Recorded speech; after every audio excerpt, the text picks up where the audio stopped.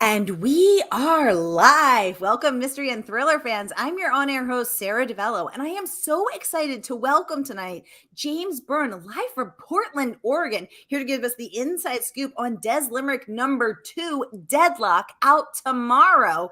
James, welcome to Mystery and Thriller Mavens. Tell us about Deadlock. I am so happy to be here. So this is the second book starring Desmond Aloysius Limerick, my protagonist, who is a former soldier, now retired, living in the States with a guitar, trying to pick up musical gigs, and unfortunately running into things he shouldn't have run into. And Des, he gets involved and tries to stop them. First book took place in Los Angeles. The next one took place here in Portland, Oregon, my hometown, which I love to pieces. And it involves the DEA and the U.S. Marshal Service and the Witness Protection Program and a vast international conspiracy. Whoa, a vast international conspiracy, the Witness Protection Plan. You're saying all my favorite words, James. You're saying all my favorite words. Well, I am so excited because Dez is quite a character. And we have so much to talk about, all of his trials and tribulations. And I can't wait to get into every delicious detail. But first, I just want to welcome everyone. So we are going live to 6 different destinations across Facebook and YouTube. So hey, mystery and thriller loving friends, no matter where you're watching from, you are in the right place. It is the right time. It is Mystery Monday, and because Mondays can be murder, we're going to make them a little less painful for you. So if you have any questions for James, just get them going in the chat box and I'll get them right over to him. My mystery and thriller is down. Renee says, hi, Sara and James from Southeast Florida. Renee, welcome to the conversation. Oh, we have a mystery user very on brand saying, hello, Sara and James. I can't wait to hear more about this book. So we are going live to some private Facebook groups, which means everyone else in the group can see you, but those of us outside cannot. So if you'd like to stay mysterious, you can do so, or you can reveal yourself. So James, let's go ahead and dive into this book. So Dez #2 takes place in Portland. You're in Portland. Are you secretly Dez Limerick? Oh, no, not in the slightest. I am nothing like Dez Limerick because first off, he is very, very good in a fight. And in the end of a fight, I would always just simply shriek and fall into the fetal position. It's kind of my go-to move. Secondly, he's highly technical, and I am not highly technical. I don't own tools unless you include, like, say, the toothbrush as a tool. There's nothing I could fix. I couldn't fix a sandwich, right? And he's ex-military. Yeah, I got kicked out of the Boy Scouts in week 3. So no, I mean, we are vastly, vastly different individuals. And in some ways, that's why he's so much fun to write, because he just ain't me. But he does have your trademark humor. Dez is hilarious. And now I know that you are too. So I am seeing some similarities here, James, in spite of your shrieking fetal position fight stance. So I am resonating with that. Let's take a peek at some of the amazing praise that your book has earned. So let's kick off first with Publishers Weekly, which calls you, quote, exhilarating. Now, that is hashtag goals to be called exhilarating. So, James, this is not your first book and you're a lifelong writer. What do you think the key is to being exhilarating? When I wanted to do a book with a male protagonist action adventure, I didn't want to do what all of the other writers whom I adore do, you know. Greg Hurwitz is wonderful. Meg Gardner is wonderful. Lee Child is wonderful. And I didn't want to do what they do. So I needed to come up with a different voice. And what I finally decided was a guy who has no angst. He's not unhappy. He's not grumpy. He considers himself to be the luckiest bloke in the world, nonchalantly walking through the world and running into things he shouldn't run into. And then saying, well, I'm just such a lucky guy. And he's happy and he's funny, although he's funnier than he thinks he is. He's constantly telling jokes that other people, just Americans, don't get. So the idea of having a protagonist who's in a really good mood in one of these books was something I hadn't read before. So I'm hoping against hope that's what resonates. Ooh, that is so true. And I think that is something that I really love about Dez, but I hadn't actually realized that this is the first non-angsty, untroubled, happy-go-lucky guy that I have read in the genre. And you know what? Now I love him even more. Renee shares that Kane and George, her furry friends, are watching too. She says they're golden retrievers, and she wants to know, James, do you live with any dogs or cats? I want to know too.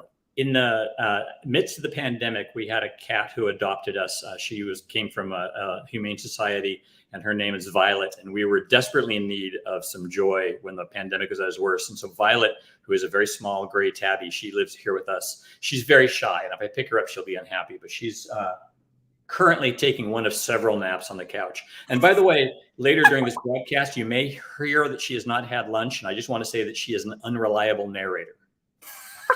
Oh my gosh, I love it. Now, does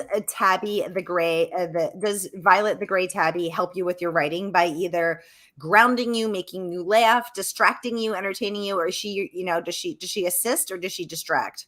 Well, she thinks she's the supervisor and editor. It's not necessarily a term I would use. And she just makes me so happy. I've always been a cat person. I self-identify as a cat person. So having a cat face wandering around the apartment just absolutely lifts my spirits at all times. And so she is super important in the writing process. No question. So will Dez be getting a cat anytime soon? Right now, my idea is for Dez to be in a different city in every book. So no, I should think not. He's actually going to saunter about the nation, and not quite to the degree that Lee Child's Reacher does, but because Lee Child's writes very much in the style of the American Western. The stranger rides into town, fixes a thing, and then rides off into the sunset. So Dez isn't quite structured the same way, but he's traveling too much to have a cat. He has a guitar. The cat would slow him down. So that's good to know. Renee saying she's so happy that Violet adopted you and your wife. And you know what? It's so true. I think that life is just better with a four-legged furry friend. I'm both a cat and a dog person. I love cats and I love dogs. And my little Pelu, who is a cat-sized dog, is the love of our life. So I'm so excited that you have found that. Okay. We have a mystery user who would like to know, James, which character changed the most during this book, and did he or she become a better person? I'm not sure who the Facebook user is, but it's a tremendous question. I don't know if you have any journalism background or psychology background, but it's such a good question. Early on, there was a bad guy named MacDonald. He had some of Dez's characteristics, ex-military, same rank in the military, and I didn't realize at first. I thought he was simply going to be kind of like the random bad guy. And then at some point, I realized that had these two gentlemen met in another set of circumstances, they would have been mates. They have more in common than they don't have in common. And I wanted to do something I'd never seen before. I had the bad guy ask for parley. He said, can we get together and talk and see if we can get our way out of this together before push comes to shots fired. And I'd never seen the bad guy be the one to say, can I just bribe you out of this? Will money do it? And so MacDonald is the character who changed the most. I anticipated he was going to be a generic bad guy, and did not realize how much he was going to change. He's a lot of fun. I am loving that background, and thank you for the excellent question. Mm-hmm. Renee's saying her uncle, that's more like a big brother to her, lives in Portland, Oregon with his golden retrievers. I've never been to Portland. I need to get over to Oregon. It's a beautiful, beautiful city. And it's also a small town, cleverly disguised as a city. Everybody here knows everybody. Oh, I love that. I've actually never been to the Pacific Northwest, so I need to get over there because I love the great outdoors. James, Renee wants to know, have you read my amazing book yet? Renee, I'm going to give you that $5 later. I'm going to Venmo you. I have not. It's on my BookBub list. I have not yet. My confession. And Renee, boy, did you put me in a tight spot there. Renee, you're on the payroll now. Welcome to Team Sara. You're hired. You're amazing. As though I couldn't love you anymore because you're a dog person and you're here every week. Now you just keep getting better and better. Thank you so much for that. James, let's get back to some of this praise because I want to talk a little bit more about craft. So you referenced Greg Hurwitz, Lee Child, and Lisa Gardner as some masterful writers in the genre. And Lisa Gardner had some wonderful words to say about your book. Let's take a peek at them right here. She raves that you write an adrenaline charged ! An action packed twist a minute thrill ride Dez is the hero we never knew we needed. First of all, congratulations from that rave review from #1 New York Times bestselling author Lisa Gardner. And James, again, not your first rodeo, not your first book. What do you think? Tell us, give us a peek into your process. How do you write a quote action-packed twist a minute thrill ride? Let me answer that question. But before I do, just to address one other thing, and I don't know if all of the audience knows it, but like Lisa Gardner is the nicest person in the world. She is super, super talented as a writer and just a sweetheart of a person too. And so there's a lot of that actually in the industry. There's a lot of people who are gracious and fun, and Lisa is dynamite. I just think the world of her.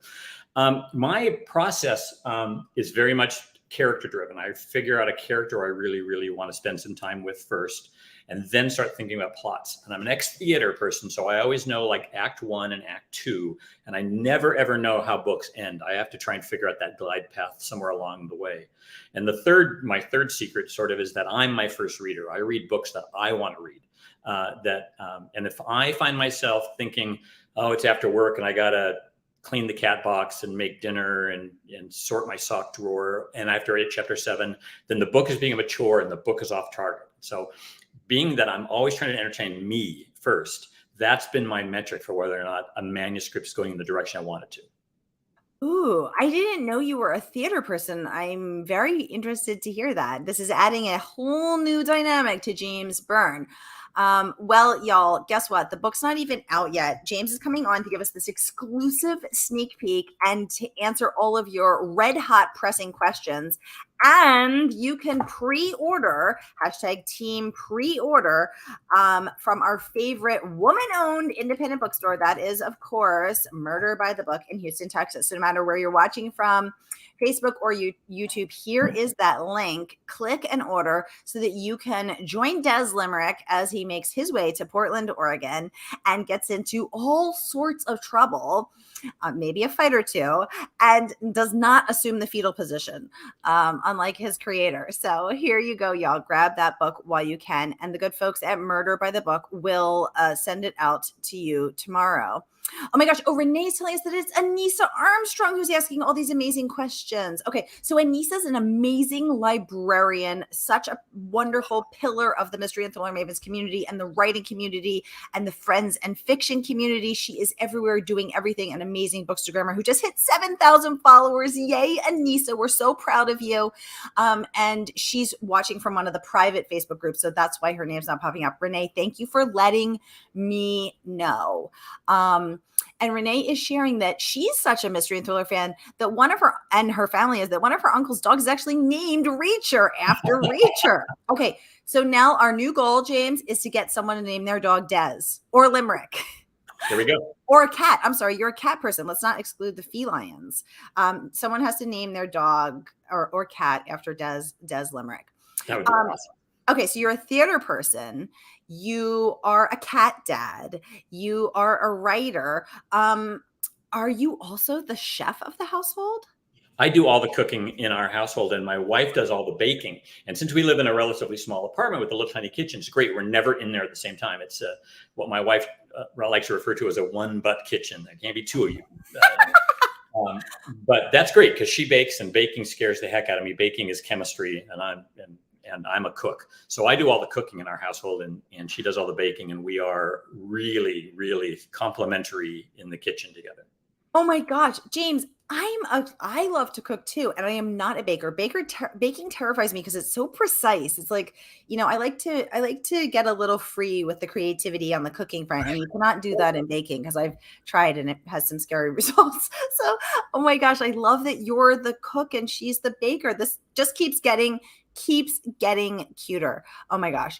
Oh, Renee, thank you for letting me know about the technical trouble. And I'm so sorry that's happening, Anissa, but we're seeing all of your amazing questions and we're appreciating them, and we are appreciating you being here. So thank you so much. I'm sorry for that. Facebook can be so tricky and wily sometimes. We appreciate librarians in general. Let me just oh my God, librarians are our heroes. I love librarians. They're literally the best. And Anissa is the best. James, I want to look at some of this other praise. So Booklist says, as good as The Gatekeeper was, this one is even better. Byrne is a writer who knows exactly what he's doing on every page and with each trope. So first of all, I want to ask you, do you think that this one's better than The Gatekeeper? Well, let me say first off, every writer I ever met fears the second book. You fear the sophomore slump. Lightning struck, can I make it strike again? So when we're drinking in bars, that's what we're all talking about. The second book is always the scary one, right? So when that specific book list review came out, I tell you, I plotzed. It was amazing. I'm so excited about that because you really do fear that. The first book I loved a great deal. But there is quite a bit of exposition in there because I'm introducing so many things. This book, I was able to get away with a little bit less exposition because we know so much about him now.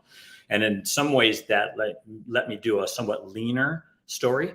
Secondly, I got to have a character, Dez, come to Portland, Oregon, and I got to see my city through a stranger's eyes. And I've been here since college. So for me, it was really nice falling in love with the city that, I'm going to be honest with you, went through some tough times during the pandemic and the Black Lives Matter protests and the economic downturn and the homelessness. And now we have the fentanyl crisis. She's a little battered. She's a little bruised. Do not bet against Portland, Oregon. She's on her way back. And it was really one of the great joys of this book for me was getting to see Portland through some fresh eyes. Oh, that's so cool, James. Oh, I love that. What a beautiful homage to your city. That's so special. And I want to talk about the second part of this book list review as well, because when they say James knows exactly what he's doing on every page and with every thrill, do you feel that you do know what you're doing? I have a mechanism for writing, and it comes to the fact that I'm a print journalist by training. And it's in the morning, I write quite often longhand in a steno pad, first drafts. And then in the evening, I translate it into my computer. And so for the first half of the day, I'm using my creative side of my brain. And the latter half of the day, I'm using my analytical side of the brain. And I can say, gosh, that stuff I wrote this morning is really good. That's carried the freight I needed to. Or no, that was completely wrong. It didn't do what I needed to do. It was a waste of some pages. The flavor's off, the pacing's off, the timing's off, and then scratch it and start over again. Because I can analyze every day what I had just written, I think it makes me a very efficient writer. I can get through a first draft in 3 months that way. And part of it, you're a print journalist. There's no such thing as writer's block in journalism. We call it unemployment. So you should show up and get your butt in the chair and you're right. I mean, that's what you do. It's a job. So I do think that I'm pretty efficient that way. Oh my God. I am actually sweating thinking of working under deadline like that. The pressure alone, I would take the fetal position and start crying like you in a fight. Like I'm thinking about it right now and it's happening. Oh my gosh. Wow. So I love that you write it by longhand on a steno pad in the morning, then go off to your journalistic work, then come back and transcribe it into a computer document. So you're actually seeing it twice in one day through, as you said, two very different parts of your brain. Because I remember seeing a New York Times article a couple of years ago that showed that when you write by longhand, when they image your brain, it illuminates different parts of your brain than does typing. So what you're saying has been factually proven. So I absolutely love that. Renee says most authors think I'm crazy when I ask them if they write longhand, but I always write longhand. I find that I am more creative that way too. Okay, so see, here we have the proof, the actual science behind it. Anissa has found the way to be seen. She wants to know, hi Anissa. Anissa, our librarian hero, wants to know, James, did you plan for this to be a series while writing the first book? Yes. The editor at St. Martin's, and his name is Keith Kayla, and he's, by the way, a genius. He's a legend. He's probably the best editor in the mystery film realm. He contacted my literary agent, Janet Reed, and said, does James have a single male protagonist action adventure story in his hip pocket? Because I'd be interested if he did. And as luck would have it, I was working on something like that. But so from the get-go, Keith made it clear that he wanted me to try and write a series book. And so when he bought the first one, he actually bought 2. And then after the first one came out, The Gatekeeper, he's bought 2 more. So book 3 comes out next year and book 4 comes out the year after that. So we are well into the series at this point. Wow. And are you already thinking about books 3 and 4, or you're just, going one at a time? Book 3 is in his hands in manuscript form. So I'm a year ahead on that one. And then I kind of need to know what he likes and doesn't like in that one before I can get going on book 4, because I leapfrog the books a little bit. You don't have to read them in order, but a character introduced in one book is the catalyst to the next book, et cetera, et cetera. So I sort of need to know, I need his first take on book 3, and then I'll get started on book 4. And I've got a basic structure. I've got a scaffolding in mind for book 4. Ooh, I love it. I love it. Renee saying, yay. Anissa saying 4 books at least. Awesome. Amanda wants to know, do you have to read the first one in order to understand the second one? I was looking at some reviews on BookBub, and about, I'm going to say a third of them said they read them out of order and they were fine, but they wish they'd then, there's some stuff in there that's references people that that come back into his life that he's met before. So no, you do not have to read them in the correct order. But a couple of people on BookBub said, gosh, I wish I had. So it might be slightly preferable, but you read them in any order you want.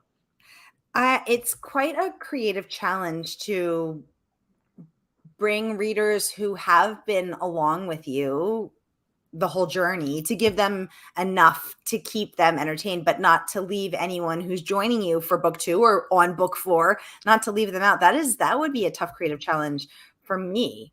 Yes. Melissa joining us from Australia saying, good day, Sara and James. Good day to you, Miss Melissa. Welcome to the conversation. Happy welcome. Yay! Look at that little cutie. Best Thriller Books raves that this is quote, an action-packed chess match between grand masters of death. I would have that tattooed on my face if someone gave me that review. Deadlock is one of the most entertaining novels you will read this year. It is intense, cerebral, and quite hilarious. Now, chatting with you, James, we now understand where Dez's hilarity comes from. Were you aiming to write an intense, cerebral, hilarious book, or were you like, oh, that is me? I was knocked out by that review. I was completely gobsmacked. That one it was so sweet and so nice. And you always, you're egotistical or you wouldn't try this. And so I always think, well, I think the book is pretty good, And so when somebody writes something that boisterous about it, oh my gosh, I was knocked out by that one. Renee says she prefers to read books in a series from the start. Otherwise, if she reads a new book without the previous ones in the series, she goes back and starts from book 1. Renee, I'm with you. I like all those little Easter eggs, those little references back to characters they knew in the past, or inciting incidents or traumas or memories or whatever. I want all the juice. So for me, I'm in for the long haul. I'm in for the ride. I also wanted to talk about this review from Dana Stabenow, who says, let's pop it up so we can all look at it together. Dez is the Renaissance man of spies and is always fun to hang out with. Oh, let me get down here to pop it up here. I'm just scrolling through all the comments. While he's rendering justice on those who have forgotten the meaning of the word. So interestingly, we now know that James has a cat. James likes to cook. James is hilarious. I mean, James is kind of a Renaissance man. So we're learning a lot here. Am I right? I would like to be as good a writer as Dana Stabenow. Dana, outstanding. Oh my goodness. Well, I also liked that Lisa Gardner said that if Popeye and Jason Bourne had a love child, it would be Dez Limerick. That I did not have Popeye and Jason Bourne on my bingo card for you, James. But once again, Lisa Gardner nails it. So I love that one. That was so. I mean, I literally was like, I would never think of that. We had for fans of Jack Reacher, Gray Man, and Orphan X. Definitely need to check that out. So again, Renee saying, wow, exactly. The book drops tomorrow, y'all. And here again is that link to pre-order. And I'm going to pop that up. So no matter where you're watching from, Facebook or YouTube, grab it right here. And the good folks at Murder by the Book will ship it out to you tomorrow morning. James, without any spoilers, because we don't tolerate those here. Do you have a favorite scene in the book? Do I have a favorite scene in the book? Well, yes, there's a couple that I really, really like. And the two things to know about Dez is that he is a gatekeeper, which is when he was in a military, we don't say which military, he was a breach expert. It was his job to open doors and keep them open as long as necessary. and to allow who does and does not get through. That was his job. And the other thing to know about Dez is that he really, really, really loves loyalty. If he spots loyalty in a person, then he is drawn to that. So there's a scene early in the book with one of the two sisters whom he's come to Portland to help rescue. And that scene really revolves around lockpicks and loyalty, because he's saying, your sister is a mate of mine. I've backed her up as a guitarist. She's a singer-songwriter. You don't know a lot about my background, but what you do need to know is I will never do anything to harm your sister, which means I will never do anything to harm you. And at the same time, he's breaking into a place while he's giving me this. So I really love that scene encapsulated the loyalty and lockpicks that are sort of two of the key elements of knowing who Dez is. I love that. And again, that hilarity, that sort of, tongue-in-cheek, very dry wit humor. Oh, how many books do you envision are going to be in part of the series, James? Are we looking at K. Scarpetta 36? I mean, are we talking Will Trent? What's going on here? I am having so much fun writing these. I will write as many of them as my friends at Minotaur want to take, because Dez is about the most fun character I've ever written. And if I'm smart enough to get out of the way, he writes most of his own dialogue. And he's tremendously fun to write. And so I will do these until such time as they cart me out horizontally. So you're in for 36, 40, you're ready. Your lips to the goddess's ear. I like that, James. # girl power. Oh my goodness. Okay, let's get to some of the questions that were submitted in advance, which for those who will be watching later, we see you. We thank you. Amanda wants to know advice for aspiring authors, James. A couple of things. One is your first draft of a novel should look like a pig's breakfast. The first draft is terrible looking, and that's just fine. What you want to do is you want to get to the end. Don't let things get in your way. Don't let things stop. For instance, when I'm doing a first draft, I often will say he walks into a bar, and then I will write brackets and the word scripto. And what that means is later I need to describe the bar, but I don't got to do it today. I can get to it later. And I want to keep moving forward, keep moving forward, keep moving forward. I want to get to the all-important words, the end. That momentum of feeling like I can see a light at the end of the tunnel will sustain you on those days when the story isn't there and the muse isn't there, but you're 5 pages, 6 pages, 10 pages closer to the end than you were a week ago. So keep moving forward, keep moving forward. Don't worry if your first draft isn't any good. It's not supposed to be. That's why we call it a first draft. That's the first thing I'd say. Second thing, as I often tell people not to call themselves an aspiring writer, I tell them to call themselves a writer. If you're slapping nouns against verbs, you're a writer. Don't say, oh, I hope to be a writer. Oh, I'm an aspiring writer. If you're doing it, you're a writer. And keep that in mind as you're working. Self-identify. I was waiting for number 3, but then you stopped at 2. I was still ready, James. You seemed like you were on a roll there. But I love that. And I had never heard of the he walked into a bar and scripto. So I don't know that word. So I like the idea of scriptoing to get to the end. Very cool. Diane joining us from YouTube saying, good evening, Sara and James. Good evening to you, Diane. Diane would like to know what was the most fun that you had in writing this book? What a great question, because your character is so fun. A couple of things. Dez is a big, strong, powerful guy who's got fists, and he's good in a fight, and he's good with weapons. And I needed to leaven that. I needed to avoid toxic masculinity at all costs. Yes. So both books have a lot of strong female protagonists.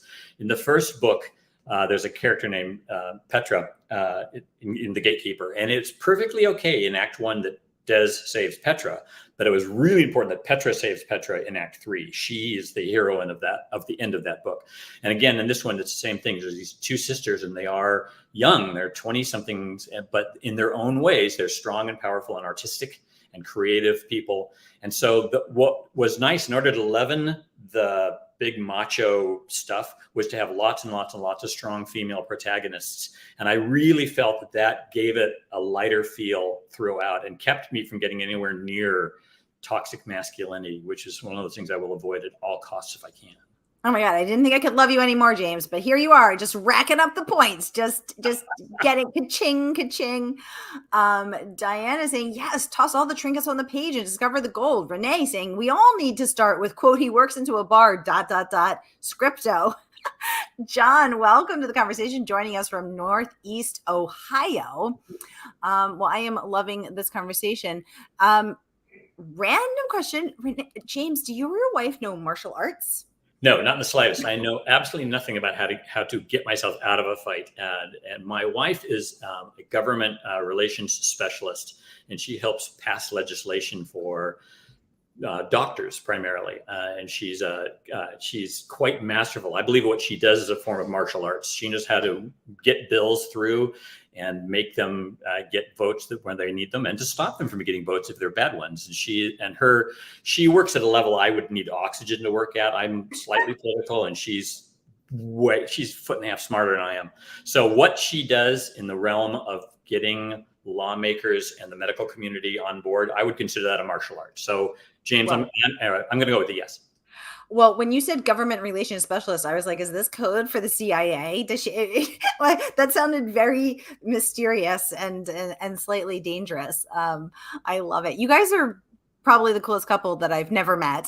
So if I find myself in Portland or like Oregon, I selflessly volunteer to come over and help you eat your cooking and baking delicacies and just soak in your brilliance. I'm loving that. Melissa saying, sounds like such an amazing book. I will definitely check it out. Melissa, absolutely, you should. You guys, the book drops tomorrow, and James has come on to give us the inside scoop. So pre-order now. Here is that link again. You want to get your mitts on this book so that you can immerse yourself in the hilarity and the danger and the thrill ride that is Dez Limerick. Y'all, we are out of time. That is a wrap. James Byrne, thank you so much for joining us live from Portland, Oregon. What a pleasure and a delight to talk to you and host you. And now that we know you have more books coming in the series, will you come back on and tell us when Dez #3 drops? Well, I definitely will. And the questions from our audience were so good. I can't wait to come back. Can't wait. James, I'm not going to lie.